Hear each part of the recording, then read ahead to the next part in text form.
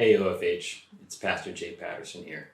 I wanted to take some time to talk with you about the recovery plan that we've been working on here as your leadership team and as your pastors in helping us move from where we are right now to where we're going to eventually be as we move out of this current COVID-19 stage. But before I get into that, I just wanted to thank you all for the wonderful responses that you gave us to the survey that we sent out. I'm thinking we had pretty close to 100% response from you all, so thank you so much for giving us that information back. There's good data in there. There's also really great messages that you sent to us. So personally, as your pastor, it really felt good to hear some of the things that you had to say in your responses. And I just want to thank you for taking the time to do that and participating with us as we're trying to figure out really how to navigate this evolving and kind of volatile situations that continues to move forward and shift and change as we go. So thank you very much for your participation. You're going to hear me probably color commenting a little bit about what we had with those responses as I talk about how we're going to work through the various phases that we'll be going through as a church body moving forward here. So essentially what we've been planning on is a 4-phased planned approach, with phase 4 being our future steady state of as close as we can be getting back to normal operations for us as OFH, and phase 1 being our current stage, which is everything is locked down. Really right now we're having no meetings in person. Our building is closed other than for very essential critical personnel that we have there. But other than that, we don't have anything that's open. We're even telling ministry teams and groups, hey, don't be meeting in person right now. We don't really want to sanction that. So that's where we're at in phase 1. But we're moving towards phase 4, which is what our future state is going to be. Now, as you see in the chart that I believe is to my left here, you can see that when we move into phase 4, there's going to be some elements that we have right now of this virtual church experience that we're having that are going to continue on into the future. This opportunity that we've had from COVID-19 has kind of forced us to be reactive into having to do virtual church. And I think we've done a very good job of moving into that. So I just want to thank, once again, our tech teams and everybody that have been helping with this along the way. Our worship leaders have had to learn how to lead worship differently. Us pastors have had to learn how to speak to little dots like the rest of us as we've been doing Zoom. But all the pre-recordings and everything else that we've been having to learn how to do have been enlarging our skill sets. And these aren't things that we should let pass by the wayside as we move forward. We've had to react to having this COVID situation, but really we want to be responsive in planning and how we move forward here, because I believe God has really installed some capability into the church at large. So we want to keep moving into that. So for some of you, you hear that and you're going to think that we're just going to, we're putting all of our emphasis on virtual church. Others of you are going to hear that and say, hey, I'm glad to hear that we're going to keep moving forward this way. Really, this has been expanding the kingdom in a wonderful way. We've had the ability to reach people we've never reached before. And just the gospel of the kingdom is really just spreading in great ways, not just here through OFH, but through other churches in our community and really through the church at large. So God's really been up to something, and we want to continue to invest in that. So we're going to be proactive in leaning into that direction as we move forward.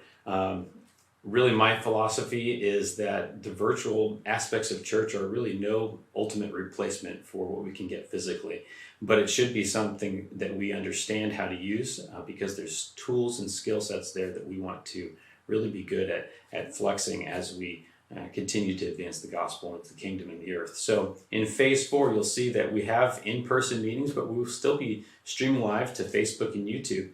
That's going to require a whole lot of other skill sets that we have. Right now, we're pre-recording all of this stuff, but when we go back to doing things live in the building, we're going to have whole other equipment setups that allow us to do that and really to host church in 2 different environments.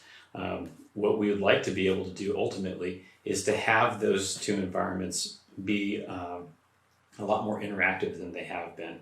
In the past, the church and we ourselves like this have been very broadcasty into the virtual space, but now we're really trying to learn how to engage that and you've been helping us learn how to do that. So as we move forward, we're going to continue to do that. But it's not just going to be for our Sunday services. You see our connection groups there. We also have in-person and Zoom type of groups. Our recovery ministries, we have in-person and Zoom type of recovery ministries as well. We want to understand what type of care we can give in our recovery groups, which are things like our Celebrate Recovery, our Healing Hearts, our TTPM, other things like that that really have been ministering to people that are in various types of recovery. We can only really go so far with Zoom. There's a whole lot more we can do in person. And when I say Zoom, that's the current platform that we're using. I think as we move forward, we might continue to use Zoom, but there's other opportunities that are out there we want to explore what we could use with that. But we can provide different levels of care on different platforms, whether it's in person or virtual. And you can also see that as we go down through there, our vulnerable population, which actually I was very surprised to see the data that came back on this. We've got about 50-50 split within the church right now between those who are considered to be not vulnerable or in a vulnerable state and those who are vulnerable to COVID-19. That's a very high percentage, and as you can assume, people's willingness to come back cut right down those lines. And that's not a one-for-one. We have some folks that are in vulnerable positions that say, hey, we'd still be ready to come back whenever. We also have those that wouldn't be considered in a vulnerable state, and they've said, we just want to be safe.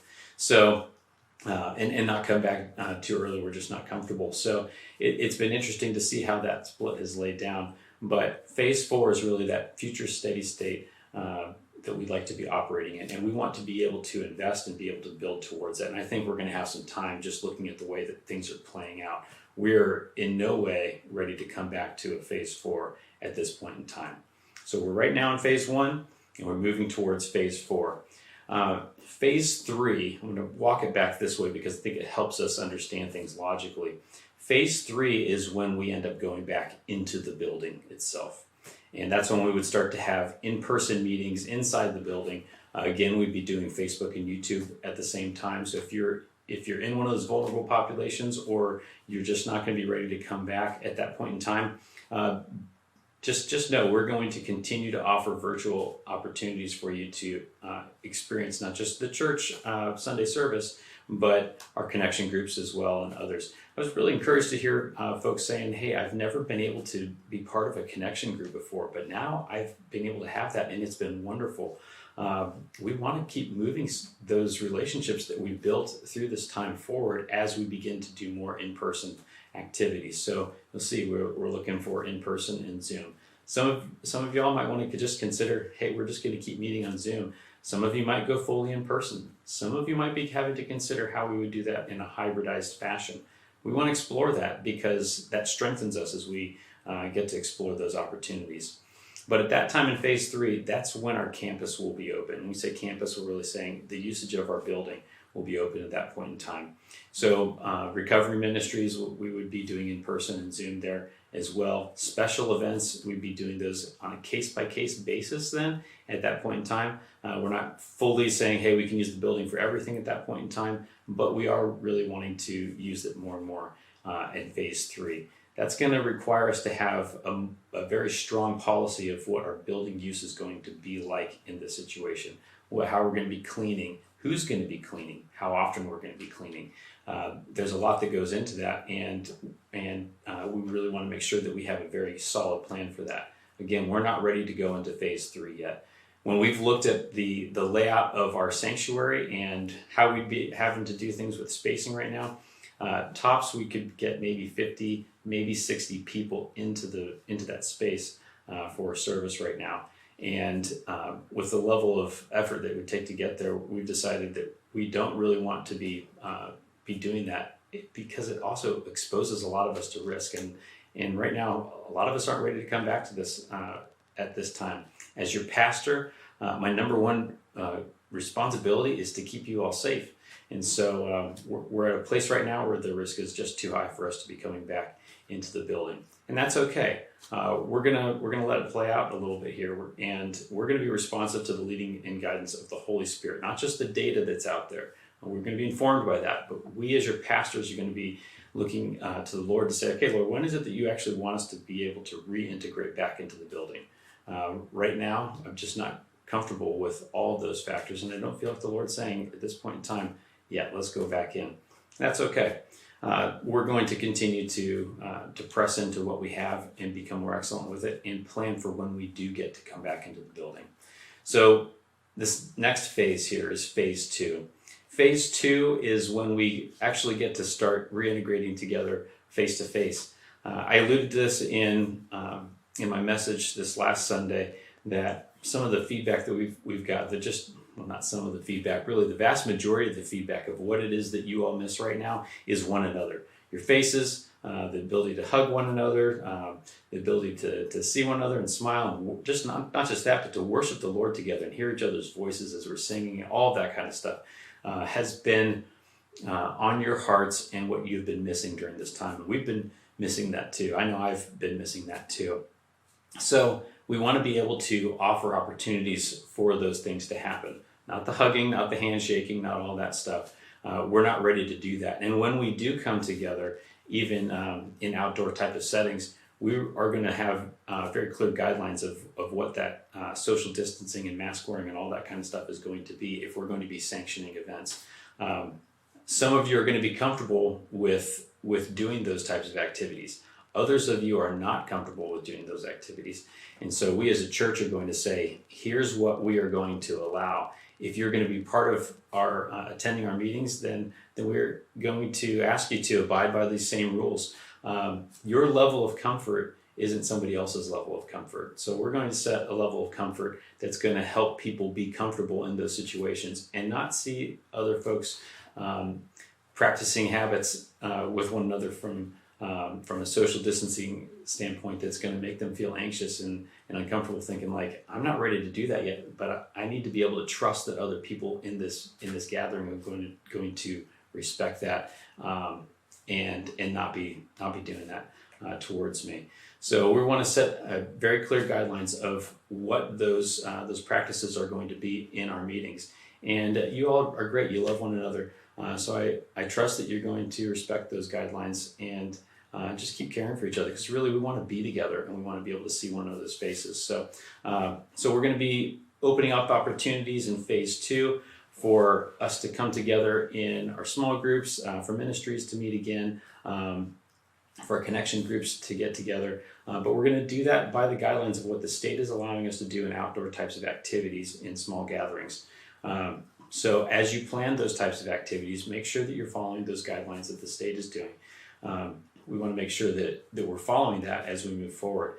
We're also looking to have some events at the church at that time where there would be outdoor events where we can gather. It could be an evening worship service. We might do a Sunday service, but it's going to be weather permitting. So we're not setting up anything that's regular at this point in time, but we are going to be looking for those opportunities where we can gather together and we can worship, we can hear the word, we can see each other, we can see our kids. We're looking to have some fun doing that. Just so you know, if you want to come to those events and you don't want to, have to get out and you're just not comfortable with mingling with everybody yet, but you want to be there with us, you can come in your cars. We actually got a transmitter so that we'll be able to broadcast over the radio frequencies, so we can gather together and you can join us in your car there and be present with us, but comfortable if that's your level of comfort at that point in time. That's also going to help us out with sound when we're in an outdoor type of environment. So again, thankful for everything that we're doing from a technology standpoint to try to get us to an end state or a future state, but also working through the present challenges that we have today. So just going to look over my notes real quick here to make sure that I've not missed anything. So we have a document that we've been working on that kind of outlines the details of this plan as we understand it today. And I'm going to say as we understand it today because we have an intent for how we're going to move through this. Like I've said, this is an evolving situation that we're looking at here. And so we're having to be responsive to how things are changing from what we're being allowed to do. all of us are being allowed to do within our state, within our nation. And overall, I think our state has done a good job of flattening the curve. And the governor's been opening things back up again. I applaud him for being very informed by the data, being proactive in trying to get the curve flattened, but also looking for ways that we can open things back up again.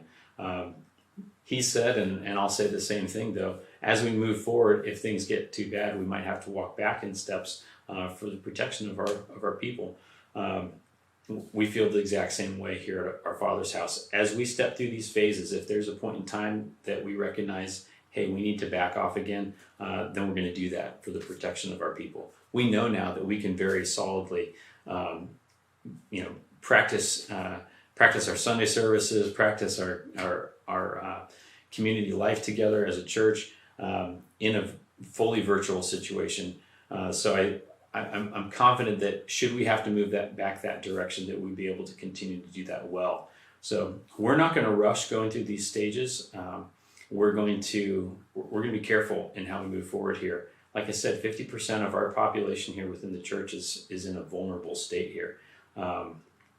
Within the county right now, our percentages for morbidity rate is somewhere around 6%. I know some of that has to do with the cases that we've been seeing that have been going on in the nursing homes, but like I said, we have a high percentage of vulnerable population within the church. So as your pastor, that puts things at risk. So at a high risk for those that we care about and that we love. So I want to encourage our vulnerable population to be very cautious as you consider how you're going to reintegrate into in-person gatherings, not just here at our Father's house, but elsewhere. The percentages are not in the favor when it comes towards that, and I know ultimately God has got everything in control. But I just want to urge you to be cautious and to be conscientious in how you move forward into that. So with that, I want to say that if you would like to see the document that that outlines our plan as we understand it at this point in time, that's a somewhat living document. As we go further forward, we're going to understand more. That document's posted on our website, and so you can go out and take a look at that. As we enter into each of the phases successively, we will give detailed understanding of what's going to happen. So when we move into phase 2, we'll give detail on how we're going to practice those in-person gatherings, what it means to be in phase 2.